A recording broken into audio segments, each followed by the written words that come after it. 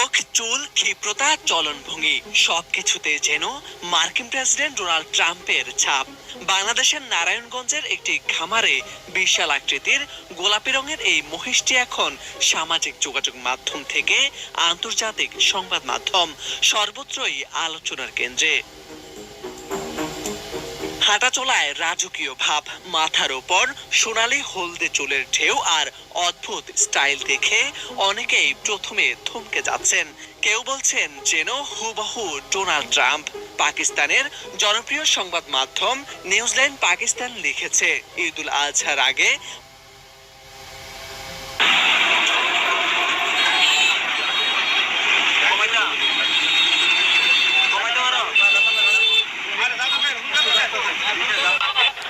আসসালামু আলাইকুম সম্মানিত ভিউয়ার্স, আপনারা যে জেনারেটরটি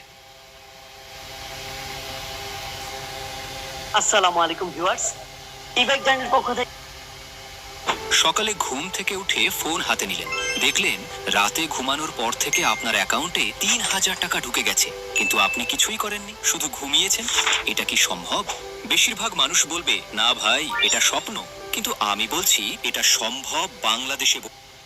সময় ও ইচ্ছা শক্তি লাগবে। বিজনেস আইডিয়া ৩, অন্যের পরিশ্রম দিয়ে ব্যবসা।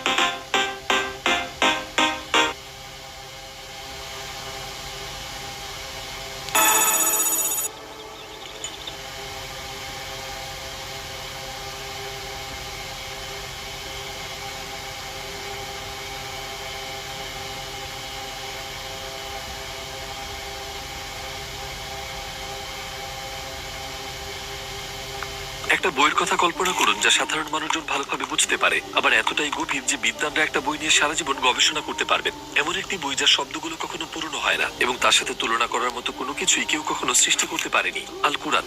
কোরআন একটা বিষয় সবাইকে চ্যালেঞ্জ করে।